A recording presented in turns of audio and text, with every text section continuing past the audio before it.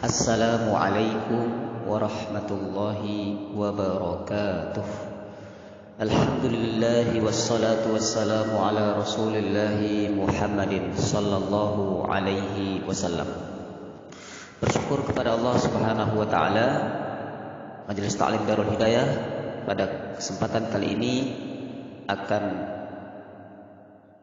mengadakan majelis ilmu pembahasan ayat Al-Quran, yaitu tentang surah As-Saffat ayat 102, yang itu hubungannya dengan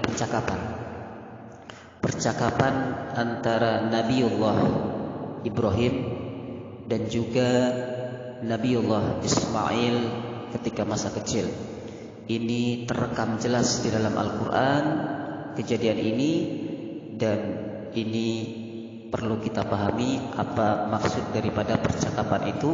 Bagaimana tulusnya seorang ayah mengikhlaskan anaknya yang diminta oleh Allah, dan seorang anak yang tulus mengikhlaskan dirinya ketika itu menjadi perintah Allah Subhanahu wa taala.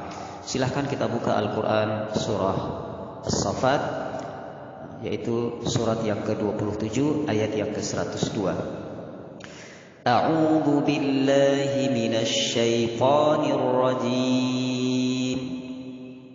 Bismillahirrahmanirrahim.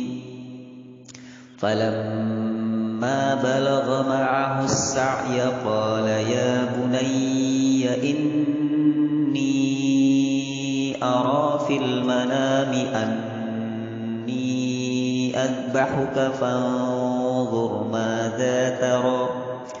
Qala ya abati if'al ma tu'mar satajiduni insya'allahu minas sabirin. Ini percakapan ketika Nabiullah Ibrahim sudah akan disembelih, sudah diminta oleh Allah Subhanahu wa taala. Maka Nabiullah Ibrahim berkata, wahai anakku, ya bunayya. Allah memakai kalimat ya bunayya, sesungguhnya aku bermimpi bahwasanya aku menyembelihmu. Dan itu ternyata mimpinya seorang Nabiullah itu adalah tentu perintah Allah Subhanahu wa taala. Maka ketika disampaikan kepada Nabi Ibrahim, inni adbahuka fanzur madza tara, bagaimana? Di situ ada kalimat madza. Madza itu artinya apakah pendapatmu? Bagaimana pendapatmu wahai anakku? Qala, berkata Nabi Ismail alaihissalam, ya abadi. Terjadi percakapan di situ, muhadasah di situ yang Allah abadikan dalam Al-Qur'an. Qala ini kembali kepada Nabiullah Ibrahim, Nabiullah Ismail. Ya abadi if'al ma tu'mar, wahai ayahku, kerjakan apa yang diperintahkan Allah kepadamu. Ini saling mendukung untuk mentaati Allah. Satajiduni insyaallah minas sabirin, aku akan engkau dapatkan wahai ayahku sebagai orang-orang yang sabar.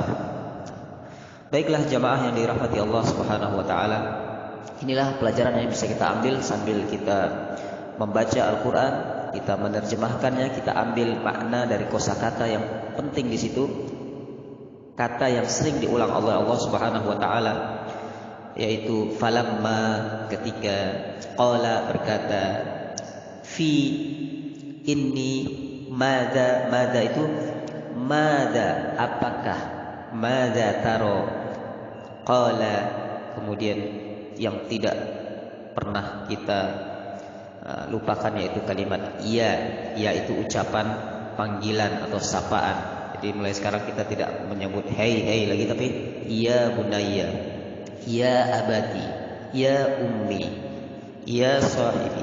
Baik, ini saja pelajaran kali ini, semoga bermanfaat, praktekkan dalam percakapan sehari-hari. Karena sebenarnya ketika kita membaca Al-Quran, sebenarnya kita mempelajari bahasa Arab. Maka rugi kita kalau belajar Al-Quran kita tidak belajar bahasa Arab. Itu satu paket dari Allah Subhanahu wa taala agar kita memahami, mentadabburi apa makna faidah daripada ayat ini, agar kita menjadi orang-orang yang selalu taat kepada perintah Allah Subhanahu wa taala. Orang yang berilmu semakin takut kepada Allah. Innama yakhsyallaha min ibadihil ulama. Yang takut kepada Allah adalah orang-orang yang berilmu.